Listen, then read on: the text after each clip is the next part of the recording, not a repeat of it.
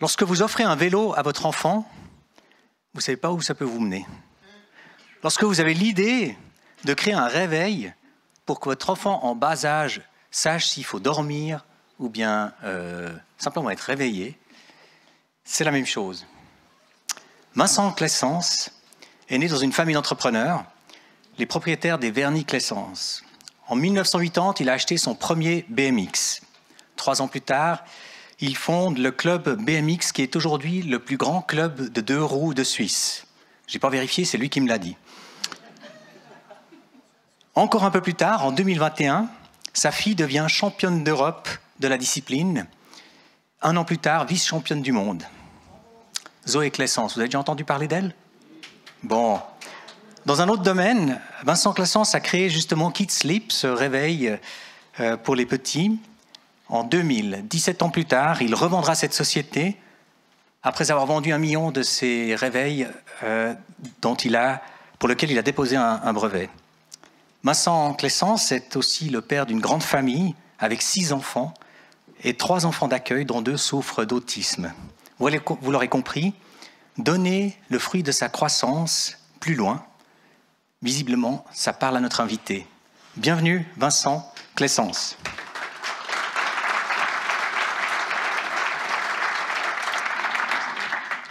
En fait, j'ai pris contact avec Vincent Claessens pour lui demander si sa fille serait d'accord d'être avec nous.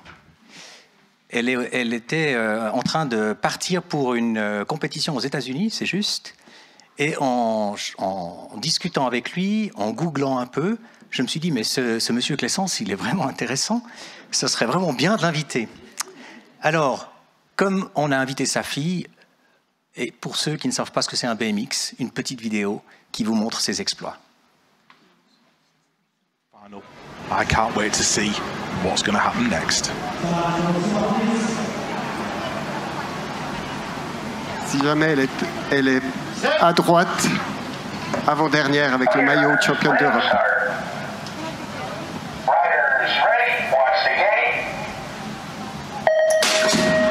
The Women Elite Final at round number 4 of the UCI BMX World Cup is go. Will it be more glory for Australia? We are about to find out as they go into turn number 1. Zoe Claessens, Saya Sakakibara 1 and 2. Molly Simpson in there in 4. Where is Bethany Shriver of Great Britain? She's back there in 5 at the minute as they head towards turn number 2. Claessens, the European champion, out in front. Is she going to make it 2 wins from 2 here in Brisbane? Saya Sakakibara in that second spot. Bethany Shriver in 5. Manon Veenstra in 6. Certainly looking good for Zoe Claessens right now. She's bringing it down the final straight. Claessens is going to take the win. 2 wins from 2 in Brisbane. Saya Sakakibara with a pair of podiums. Elise Willoughby hits the 3rd spot. Simpson in 4. But a great lap from Zoe Claessens. Showing absolute class. 2 wins. Voilà. Alors, Vincent Claessens.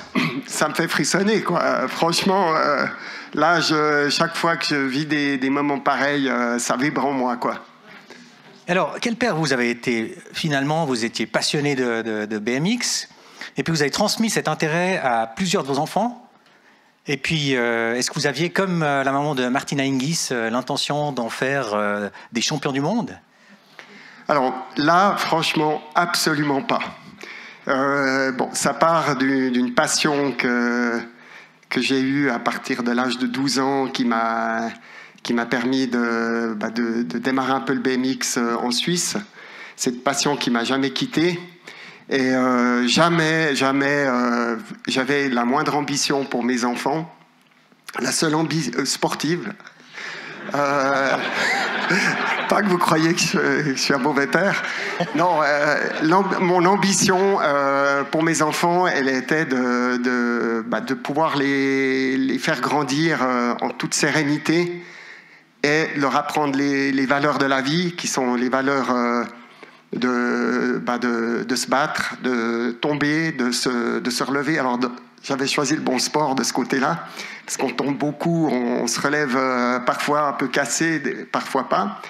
Et puis après, de transmettre les valeurs chrétiennes. Mais aucune ambition au niveau des exploits sportifs. Ça vient plutôt de, je dirais, c'est une logique. Une logique, c'est un peu comme une entreprise. Super intéressant ce matin, tout ce qui a été dit, j'ai envie de le répéter, mais est-ce qu'on crée une entreprise pour s'enrichir? Non, sinon ça ne marche pas. On crée une entreprise parce qu'on est passionné, on crée une entreprise parce qu'on a envie de créer, on a une bonne idée, on y croit plus que les autres.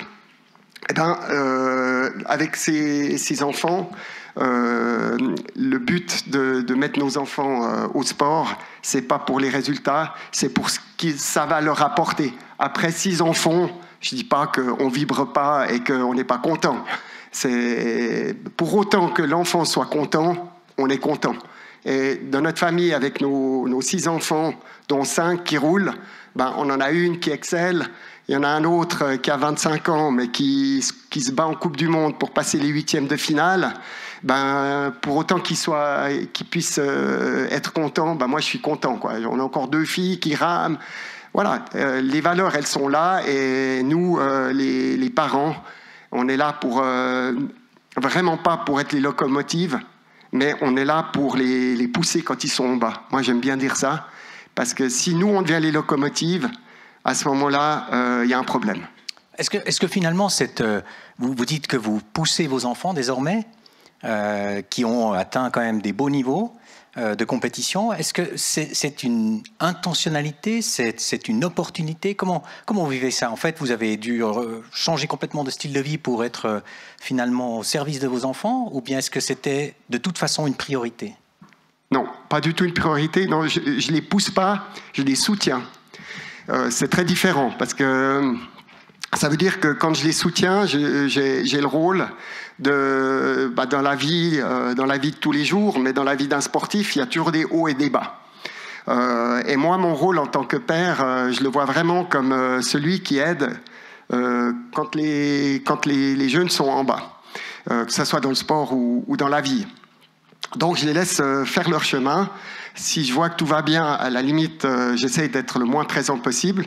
Et puis, quand je vois que c'est du dur, parce que je crois aux valeurs qu'apporte le sport pour les jeunes, je ne voudrais pas qu'un de mes enfants ne fasse rien, que ce soit du sport ou autre chose. J'ai quand même une fille qui fait de la musique, vous voyez. Donc, voilà, je suis là pour les soutenir, pour les pousser, et puis les soutenir moralement quand c'est dur, mais aussi pour les aider à pouvoir faire ce qu'ils aiment, quoi. Et là, c'est sûr que ça demande un gros investissement personnel de ma part. Est-ce que ça demande aussi une vision, finalement, pour pouvoir atteindre des buts plus élevés que finalement ceux qu'on s'était fixés pour sa propre existence? Alors, moi, je ne suis pas du tout quelqu'un qui visionne trop à l'avance. Je prends les opportunités quand elles tombent. J'avais aucun plan de carrière pour moi, ni pour mes enfants. Mes enfants, ils ont cheminé dans le sport. À un moment donné, ma fille, je voyais, bien sûr, j'ai vu qu'elle n'était pas mauvaise. À un moment donné, il y avait les JO de Tokyo qui arrivaient. Voilà, discussion avec elle. Est-ce que toi, comment tu vois? Est-ce que tu as envie de faire ça? Parce que là, il va falloir... elle est partie à Aigle pour s'entraîner à plein temps alors qu'elle était encore au gymnase. Donc, elle a mis son gymnase en parenthèse. Et après, elle s'est plantée au JO. Elle est tombée, elle fait demi. Mais bon, on voyait tout de suite que Zoé, ça allait être une des toutes bonnes. Donc, moi, j'aime bien cheminer vraiment au jour le jour, mais avec une idée d'avance sur les autres. Voilà. Bien sûr que les idées, on les a, mais souvent, on se prend la tête pour des choses qu'on doit discuter, qu'on réfléchit à l'avance. Il faut que ça soit en filigrane, parce que quand la décision est à prendre, il faut la prendre, et quand on y a réfléchi un peu à l'avance. Mais ça ne doit pas nous prendre la tête. Et je dirais qu'avec les enfants, avec notre équipe de 6 enfants, plus surtout nos 3 enfants d'accueil qui sont quand même 2 enfants autistes, là aussi, ça demande beaucoup de détachement. Ça demande... les gens nous disent des fois, mais vous êtes fous, quoi. Moi, j'ai déjà de la peine avec 2. Nous, pas. Franchement, nous, pas, quoi. Nous, nos enfants d'accueil, on donne tout ce qu'on peut, quand on peut.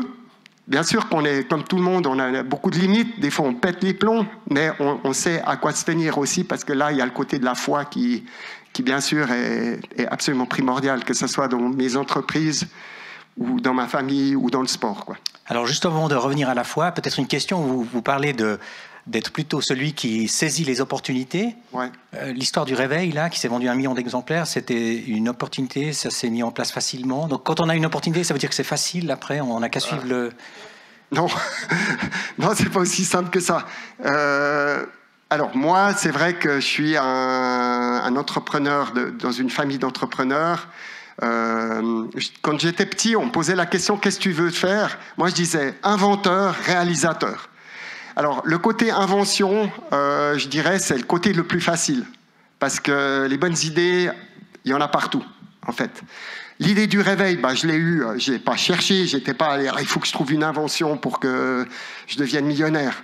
Non, je faisais mon job, j'ai plein d'idées, puis un beau jour, mon fils, il se ramène, 5 heures du matin, je lui dis, mais c'est pas l'heure de dormir, mais il sait pas lire l'heure, il a 3 ans, donc c'était il y a 24 ans.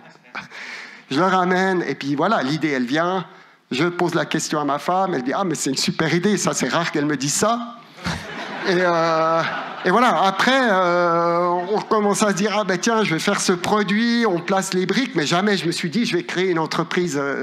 Non, c'est venu par la force des choses, parce que l'idée était bonne, parce que moi, quand j'ai une idée dans la tête, c'est difficile à me décourager, et puis petit à petit, on arrive à quelque chose, quoi, mais c'est pas un plan de carrière, jamais. Et puis alors, par rapport à tous ces projets qui fourmillent visiblement dans la famille Claessens, avec le BMX, maintenant il y a même une entreprise de savon, c'est ouais. Juste, et puis encore cette grande famille. Ouais. Finalement, vous m'avez dit que la foi, c'était quelque chose qui était super important pour vous. Ah ben, comment ça se traduit concrètement dans votre façon de diriger ce petit monde et d'aller de l'avant? Ça se traduit... Partout, je dirais. Ça se traduit dans... Bon, déjà, entreprendre. Tout le monde ici sont des entrepreneurs, à quelque part. Ça demande quand même du courage. Ça demande de passer des épreuves. Et si on veut les passer seuls, alors c'est ce que je disais avec quelqu'un là tout à l'heure, les passer seuls, c'est pas... Moi, je suis en admiration devant des gens qui entreprennent dans leur vie, qui font des trucs incroyables, mais qui ne sont pas croyants. Moi, je ne sais pas comment ils font. Moi, personnellement, quand j'entreprends, je confie, je prie tous les matins, j'ai confiance que si je me plante, je serai aidé. Donc, ça me donne une confiance en moi qui vient de plus haut. Voilà. Des fois, c'est un peu naïf, peut-être, mais dans les faits... à chaque fois que j'étais en bas, j'ai trouvé des solutions. Et ça, je pense, c'est parce que vous avez une relation avec Dieu, avec Jésus, tous les jours. Il le dit, quoi. Celui qui me tient la main, je ne lâcherai pas. Et vous parlez d'ambition pour mes enfants et tout. Moi, à part l'ambition de leur montrer l'exemple qu'en tenant la main du Christ, on peut franchir plus facilement les obstacles, on peut être plus heureux. À part ça, je n'ai pas d'autres ambitions. Mais celle-ci, par contre, elle est hyper importante. Donc moi, c'est vrai, si vous regardez mes enfants, il y en a qui ont fait l'Uni, il y en a d'autres qui font du sport, il y en a d'autres qui ne savent pas ce qu'ils veulent faire. À quelque part, c'est pas ça le plus important. Pour moi, le plus important, c'est d'essayer de leur transmettre la foi. Et par mon exemple, alors encore une fois, voilà, les enfants aujourd'hui, encore plus qu'avant, je pense qu'ils mettent ils peuvent tout mettre en cause. La seule chose qui est convaincant pour eux, c'est pas de leur dire, on peut leur dire, bien sûr, il faut leur dire de temps en temps, mais c'est surtout l'exemple. Et c'est ce qu'on essaye de faire en leur montrant que, voilà, avec une relation quotidienne, avec plus haut que nous, la vie est plus facile. Et c'est la seule chose que j'ai pas envie de lâcher. Moi. Mais bon, c'est pas aussi facile que ça à faire qu'à dire, quoi. Ouais. Alors on a bien compris, pour vous, le plus important, c'est la transmission de la foi et de vos valeurs, finalement, à la prochaine génération. Ouais. Ceci dit, Zoé, aux Jeux Olympiques cet été, elle a quand même le droit de faire une médaille ou... Ah ben bien sûr. Après, ben moi, franchement, ma prière, c'est pas Zoé, Seigneur, fais que Zoé ait une médaille. ma prière, c'est Seigneur, fais en sorte que Zoé fasse ce qui la rendra heureuse. Voilà. Et si elle doit faire une médaille, ben elle la fera. Si elle n'en fait pas, ben, elle ne la fera pas, la vie continuera. Ça, j'essaye toujours aussi de bien relativiser dans le sport, parce que des fois, il y a tellement d'émotions que ça peut prendre le dessus. Non, on fait un jeu. Voilà. Si ce jeu peut l'amener à grandir, peut-être à Zoé à lui faire une médaille, ben, tant mieux. Mais si c'est pour faire une médaille puis lui faire perdre la tête après, ben, vaut mieux qu'elle ne la fasse pas. Donc voilà, il faut laisser l'ouverture, mais surtout ma prière, c'est protège-la. Et donc dans cette perspective, là, vous dites ce que vous dites à Dieu, finalement, pour vos enfants. Et si vous avez le conseil le plus important que vous auriez envie de donner à vos enfants, ou que vous donnez à vos enfants, c'est lequel, pour terminer? Ben, c'est de faire les choses avec passion. Moi, j'aurais toujours dit, tu fais du BMX, ok, super. Ce qui importe, c'est pas le résultat, c'est que tu te donnes à fond. À l'école, la même chose. Chez moi, les gens ils disent, mais comment vous faites pour les leçons? Ben, chez moi, on ne fait pas les leçons. On leur dit, ben, si on voit que ça ne va pas, on t'aidera. Mais je veux que tu te donnes à fond. Si tu ne fais pas des bonnes notes, je m'en fous. Mais si tu te donnes à fond, ben, c'est très bien. On a des enfants qui ont beaucoup de difficultés, vous pouvez vous imaginer. Eh ben, on essaye de les soutenir. Donc, ce qui est important, c'est qu'ils se donnent à fond. Puis après, ben, s'ils peuvent le faire leurs mains dans celles de Dieu, ben, c'est encore mieux, parce que tout devient plus facile quand même. Voilà. Merci beaucoup, Vincent Clessens, et bonne chance à votre famille et à votre fille qui n'est pas encore qualifiée ou qui est qualifiée pour les JO. Alors, pas officiellement, mais dans les faits, elle est numéro 3 mondiale. Donc, elle a gagné les 2 dernières Coupes du Monde, dont celle que vous avez vue ici en Australie. Donc, dans les faits, elle est qualifiée. Mais les Jeux Olympiques, les qualifications se font par pays, et c'est le pays qui attribue. Mais ça serait impensable qu'elle n'y ait pas. Bon, après, la blessure est toujours possible, mais si elle ne se blesse pas, elle y sera. Et puis moi aussi, d'ailleurs. Merci beaucoup, Vincent Clessens.